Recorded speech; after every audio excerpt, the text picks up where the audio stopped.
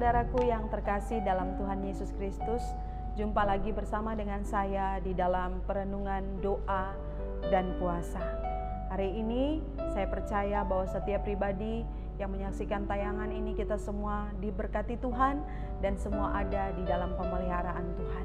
Puji Tuhan, sebelum kita akan mendengarkan kebenaran firman Tuhan saat ini, saya ajak setiap pribadi untuk satu di dalam doa. Bapa di surga, kami bersyukur karena Engkau Allah yang paling luar biasa dalam hidup kami. Kami menghormati Engkau, kami menyanjung Engkau, kami meninggikan nama-Mu yang hidup dan ajaib. Hari ini kami diberikan kesempatan lagi untuk mendengarkan kebenaran firman-Mu. Sebab itu Roh Kudus, mari urapan Allah ada di atas setiap pribadi kami, bahkan terlebih hamba-Mu yang tidak ada arti apa-apanya ini. Roh Kudus akan berbicara bersama-sama dengan hamba-Mu, sehingga kebenaran firman ini akan memberikan kekuatan, akan membangkitkan iman, akan memulihkan setiap pribadi. Kami mau Tuhan Yesus Engkau berbicara, kami mau Engkau mengajar kami mau Engkau membentuk kami lewat kebenaran firman-Mu yang hidup ini.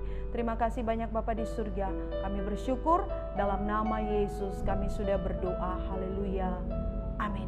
Puji Tuhan, saudara yang terkasih dalam Tuhan Yesus Kristus. Seperti biasa bahwa kita ada di dalam tema umum dalam tahun ini, yaitu temukan kuasa di dalam doamu, yang terambil di dalam kitab Yakobus pasal yang kelima ayat yang ke-16b yang berbunyi, doa orang yang benar bila dengan yakin didoakan sangat besar kuasanya.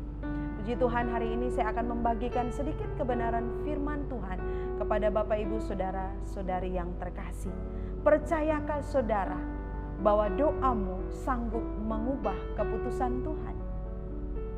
Hari ini kita akan belajar bersama dari kebenaran firman Tuhan yang terambil di dalam kitab 2 Raja-Raja pasal yang ke-20 ayat yang pertama sampai dengan ayat yang ke-6. Demikian bunyi firman Tuhan. Hizkia sakit dan disembuhkan.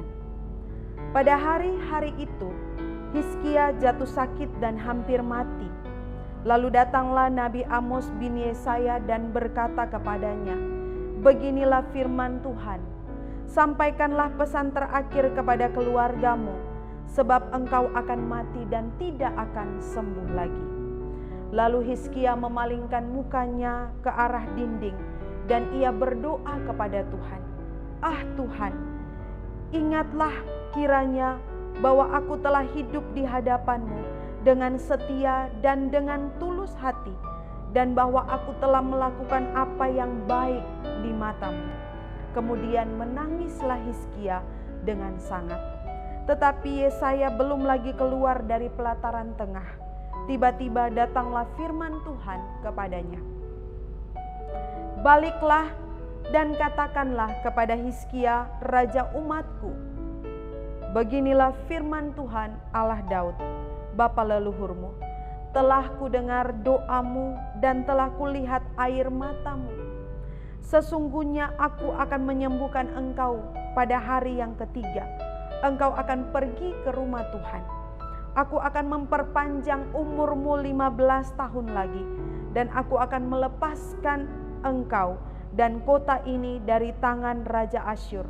Aku akan memagari kota ini oleh karena aku dan oleh karena hambaku Daud. Demikian pembacaan kebenaran firman Tuhan di saat yang berbahagia ini. Saudara yang terkasih di dalam Tuhan Yesus Kristus, seperti pertanyaan saya di awal pembacaan Alkitab, percayakah saudara bahwa doamu sanggup mengubah keputusan Tuhan? Kenapa sampai doa Hizkia bisa mengubah keputusan Tuhan? Apakah Hizkia berjasa kepada Tuhan? Ataukah semata-mata itu berbicara tentang kedaulatan Allah? Nah, hari ini ada dua hal penting yang akan kita belajar dari kehidupan bahkan sejarah hidup dari Raja Hizkia. Kita kenal bahwa Hizkia adalah seorang Raja Yehuda. Dia adalah raja yang ke-13. Dan di dalam kisah yang dituliskan di dalam Alkitab, mengkisahkan bahwa raja ini melakukan apa yang benar di mata Tuhan. Tetapi pada suatu saat dikatakan kebenaran firman Tuhan, Hizkia mengalami satu peristiwa yang mungkin membuat dia menjadi terguncang. Dia mengalami sakit dan datanglah Nabi Yesaya menyampaikan pesan Tuhan bahwa dia akan mati dan tidak akan sembuh lagi. Dia harus menyampaikan pesan terakhir kepada keluarganya. Bayangkan saudara, jika kita berada di dalam posisi Hizkia, pasti kita sudah berputus asa. Tetapi Hizkia tahu dia harus berseru kepada Tuhan yang empunya kehidupan. Dia harus berseru dan meminta kepada Tuhan yang memegang dan mengendalikan nafas hidupnya. Hari ini poin pertama yang akan saya bagikan kepada Bapak Ibu Saudara sekalian. Di dalam ayat yang ketiga, kita melihat apa yang dikatakan Hizkia. Ah Tuhan, ingatlah ya. Ah Tuhan, ingatlah. Yang menarik perhatian saya adalah kata-kata Hizkia di dalam doanya. Memulai sebuah doa, dia tidak berdoa panjang lebar, tetapi didasarkan dari sebuah hati yang hancur di hadapan Tuhan. Yang pertama adalah Hizkia memohon belas kasihan Tuhan. Dia berkata kepada Tuhan, ah Tuhan, ingatlah kiranya akan aku. Ya, ingatlah kiranya akan aku. Dia mengingatkan kembali Tuhan, bukan berarti bahwa Hizkia ini berjasa kepada Tuhan. Bukan berarti bahwa Hizkia sudah melakukan semua yang benar di mata Tuhan dan dia menuntut balik, bukan seperti itu. Ya, Hizkia hanya mengingatkan Tuhan. Jika Tuhan berkehendak, jika Tuhan memiliki rencana yang luar biasa dalam hidup Hizkia, semua tergantung kepada kedaulatan Allah. Tetapi di dalam Yakobus pasal yang kelima ayat yang ke-16b dikatakan bahwa doa orang yang benar bila dengan yakin didoakan sangat besar kuasanya. Kebenaran ini mengingatkan kita bahwa doa kita bisa mengubah keputusan Tuhan. Doa kita dapat menggugah belas kasih Allah jika kita naikkan dengan hati yang hancur di hadapan Tuhan. Sekali lagi bahwa Tuhan sangat menghormati, sangat menghargai ketika kita datang dan meratap di hadapan Tuhan, membawa beban kita, membawa pergumulan kita, membawa segala persoalan kita di kaki Tuhan. Dia akan senang ketika kita berseru dengan sebuah pengharapan bahwa benar-benar kita membutuhkan pertolongan Tuhan. Hizkia memohon belas kasihan Tuhan. Ya, ah Tuhan, kiranya Engkau ingat akan aku. Saya ingat tentang seorang pencuri yang ada di sisi kanan Yesus. Dia tahu bahwa dia berdosa. Ya, ketika Yesus ada di tiang kayu salib dan pada titik-titik terakhir sebelum Yesus akan mati, kita perhatikan seorang yang berada di sebelah kanannya berkata, ya Tuhan, ingatlah akan aku. Ketika orang ini sementara berbicara, ya Tuhan, ingatlah akan aku, itu berarti dia sementara meminta belas kasihan Tuhan. Dia sementara meminta kasih Tuhan itu dicurahkan di dalam hidupnya.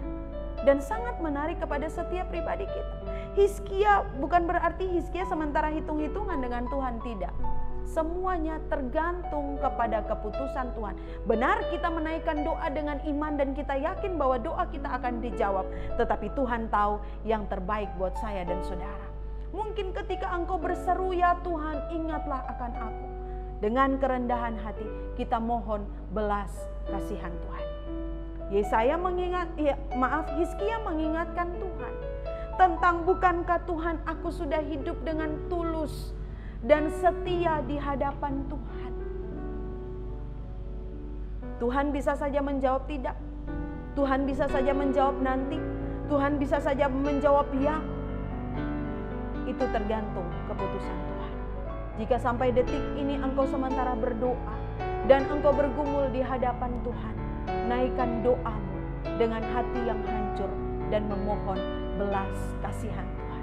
Banyak kisah di dalam Alkitab yang menggambarkan bahwa berulang-ulang kali di dalam kisah-kisah perjalanan pelayanan Yesus ketika Yesus ada di bumi, banyak menggambarkan bahwa maka tergeraklah hati Yesus oleh belas kasihan.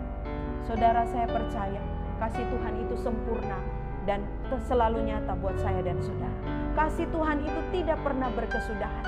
ketika kita mengharapkan pertolongan Tuhan dengan sungguh-sungguh dan tidak pernah meninggalkan Tuhan dan tidak pernah berputus asa di dalam segala doa yang kita naikkan, saya percaya Tuhan akan melihat kerinduan hati saya dan saudara. Hizkia tahu bahwa waktunya tinggal sebentar lagi. Hizkia sudah mendengar apa yang disampaikan oleh Nabi Yesaya kepadanya, bahwa engkau akan mati dan tidak akan sembuh. Bayangkan, Tuhan sudah bilang Hizkia pasti akan mati dan tidak akan sembuh. Tetapi dia hanya memohon belas kasih Tuhan. Betapa penting waktu kita datang di hadirat Tuhan, jangan kita datang dan bertepuk dada bahwa saya orang benar. Saudara, terkadang dalam perjalanan hidup kita tidak sadar. Mungkin kita melakukan hal yang tidak berkenan kepada Tuhan lewat pikiran, perkataan, bahkan sikap hati kita.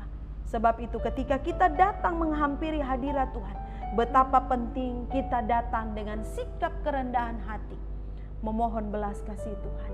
Dengan sikap hati yang hancur di hadapan Tuhan, memohon belas kasih Tuhan.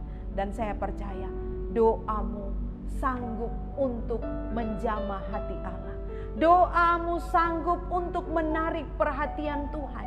Doamu sanggup jika engkau dengan kerendahan hati, jika dengan hati yang hancur memohon belas kasihan Tuhan, doamu akan sanggup dan akan menghasilkan sebuah mujizat. Begitu luar biasa. Kita lihat kebenaran ini. Bagian yang kedua, ketika yang pertama Hizkia memohon kepada Tuhan dengan hati yang hancur dan penuh dengan belas kasihan daripada Tuhan, Hizkia menerima jawabannya. Yang kedua, apa yang harus kita lakukan? Percayakah saudara jika doamu dapat mengubah keputusan Tuhan? Yang paling penting adalah di dalam ayat ini, dalam ayat yang ketiga, Hizkia katakan, Tuhan, bukankah aku sudah hidup dengan tulus dan setia? Ya, di dalam terjemahan yang lain dikatakan bahwa bukankah hatiku yang sempurna telah melakukan apa yang baik dalam pandangan matamu? Saudara, Hizkia menjaga hatinya begitu sempurna di hadapan Tuhan. Dengan sukacita ia melakukan apa yang baik dalam pandangan mata Tuhan. Yang kedua adalah hidup di dalam kebenaran. Kalau saya bilang hidup dalam kebenaran, itu adalah harga mati kepada kita. Jika kita mau doa kita didengar oleh Tuhan, jika kita mau doa kita dijawab oleh Tuhan, harga mati dan tidak bisa tawar-menawar adalah hidup di dalam kebenaran. Jika kita hidup dalam kebenaran, kita menghampiri tahta hadirat Tuhan dengan tidak ada berselubungkan dosa. Saya percaya bahwa Tuhan akan berkenan dengan doa-doa kita. Hizkia mengingatkan Tuhan, bukankah aku sudah hidup dengan hati yang sempurna, setia dan tulus di hadapan Tuhan? Sekali lagi, bukan karena apa-apa, bukan karena kehebatan Hizkia, bukan karena dia pantas, tetapi semua karena belas kasih Tuhan buat hidup saya dan saudara. Oleh sebab itu, mari kita menjaga hidup kita untuk tetap hidup di dalam kebenaran. Kita perhatikan di dalam Roma pasal yang ke-8, ayatnya yang ke-10. Roma pasal 8 ayat yang ke-10 berbunyi demikian. Tetapi jika Kristus ada di dalam kamu, maka tubuhmu memang mati karena dosa, tetapi roh adalah kehidupan oleh karena kebenaran. Begitu luar biasa kebenaran firman ini datang kepada setiap pribadi kita. Setiap detik, setiap waktu kita harus mengoreksi hati kita.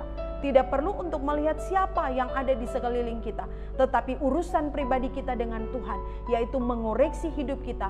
Apakah kita masih berada di dalam kebenarannya Tuhan? Apakah kita masih hidup dengan hati yang sempurna untuk melakukan hal yang baik dalam pandangan mata Tuhan? Oleh sebab itu, saudara yang terkasih dalam Tuhan Yesus Kristus, saya sangat percaya doa yang meminta belas kasihan Tuhan dengan hati yang hancur, dengan hidup yang berlandaskan akan kebenaran firman Allah dan menjaga kekudusan hidup, itu akan sanggup mengubah keputusan Tuhan dalam hidup kita.